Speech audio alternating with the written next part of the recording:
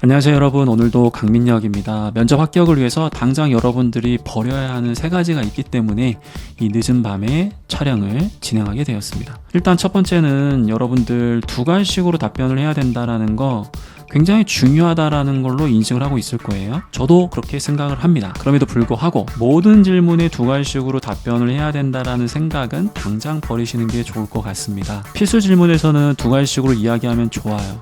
자기소개나 지원 동기, 어떤 역할을 하고 싶은지, 강점이 뭔지. 여러분들도 이런 질문들은 어느 정도 두 가지식으로 얘기할 수 있어요. 왜?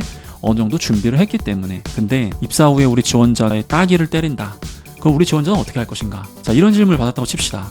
물론 있을 수 없는 일이지만 우리가 한 번도 생각을 안 해본 그런 상황인 거잖아요. 면접관도 본인이 질문을 주면서 이 질문은 두 가지식으로 이야기하기 좀 어렵겠다, 그런 어느 정도의 상식적인 선에서의 생각을 합니다. 너무 모든 질문에 두 가지식으로 이야기를 해야 된다는 강박관념을 갖는 순간 오히려 여러분들이 위축이 되고 오히려 여러분들의 실력 발휘를 못할 때가 더 많아요. 최대한 두 가지식으로 이야기를 해야 된다는 생각을 갖고 평상시에 연습을 하는 것은 좋지만 실제 면접장에서 몇 번 그렇게 하지 못하는 것을 되새김질하면서 계속 걱정을 하고 또 그 걱정이 이게 표시가 나고 그게 면접에 영향을 주고 결국 뒤에 갈수록 면접을 못 보고 그런 상황들은 있어서는 안 되겠다. 모든 질문에서 두 가지식으로 이야기할 필요는 없다라는 것을 강조해 봅니다. 두 번째는 직무와 관련된 경험으로 모든 질문에 답변을 하려고 하시는데 지원자들을 만나다 보면은 어떻게든 모든 질문에 직무와 관련된 경험으로 연결하려고 하시는 분들이 계시더라고요. 그런 습관을 가지고 노력을 하는 건 정말 좋은데 이거는 상식적이지 않은 그런 상황인 거거든요. 근데 우리 지원자 여자친구 남자친구가 있느냐? 있습니다.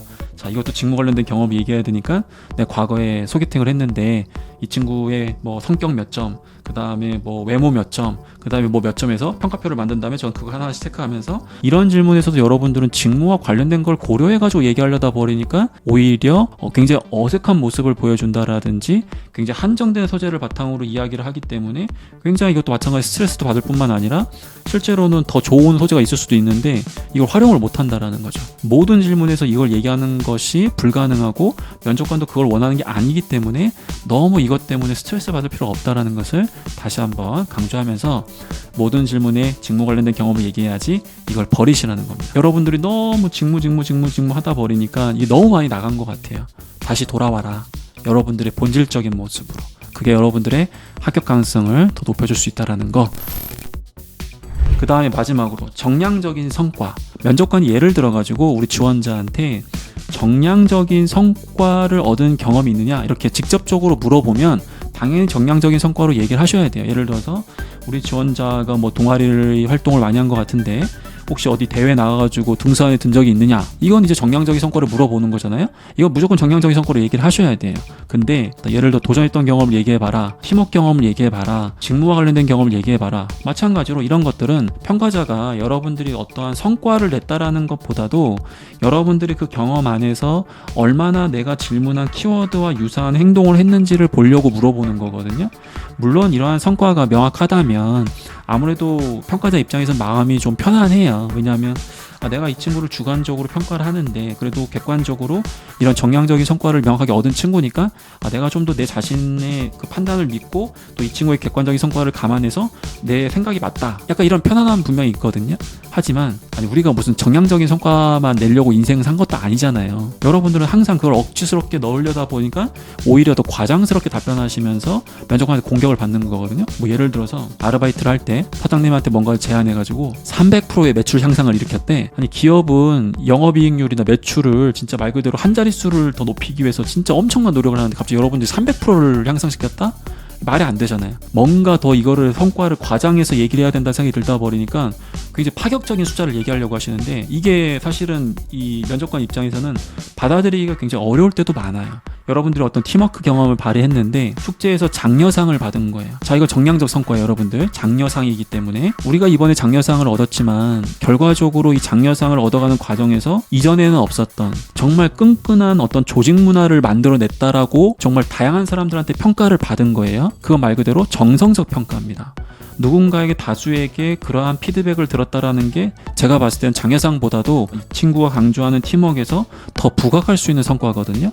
그러면 이러한 정성적 성과가 때로는 정량적 성과보다 월등히 더 면접관에게 좋게 전달될 수도 있다라는 거죠. 그렇기 때문에 부디 제발 수치화된 성과로만 모든 걸 강조하려고 하시는 마음을 좀 더 내려놓으셨으면 좋겠어요. 선생님, 저는 이미 이렇게 하고 있습니다. 너무 잘하고 계신 겁니다. 근데 제가 많이 만나는 그리고 유튜브에서 라이브를 할 때 항상 이런 것들 때문에 오히려 더 스트레스를 받는 분들을 많이 보면서 내가 평상시에 두 가지 강조하고 직무 관련된 경험 중요하고 정량적 성과를 얘기하라고 했지만 내가 좀 표현을 잘못했구나, 의사소통을 여러분들한테 잘못했구나, 그래서 그걸 반성을 했어요. 그래서 혹시나 여러분들이 또 이렇게 또 편향된 생각을 가지실 수 있으실 분도 계실 것 같아서 저 같은 아저씨들 때문에 그래서 다시 한번 중심을 좀 잡아보려고 여러분들에게 이 부분을 이야기를 좀 드려봤습니다.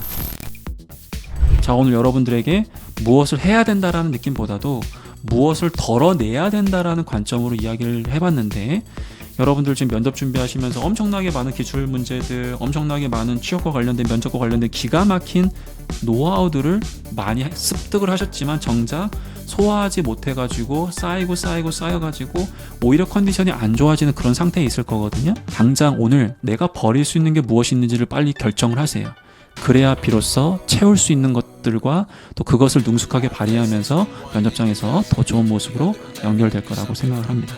자, 오늘도 여러분들과 함께 면접에 대해서 고민을 좀 나눠봤고요. 조금만 더 버티시면 됩니다. 조금만 더 버티시면 여러분들 인생이 바뀔 수 있어요. 그리고 여러분들은 충분히 그 인생을 바꿀 수 있는 자격이 있다고 생각을 합니다. 힘내시고 면접에 가서 내가 어때서 귀샤대기 날린다는 마음으로 보고 오시기 바랍니다. 합격 기원 드리겠습니다.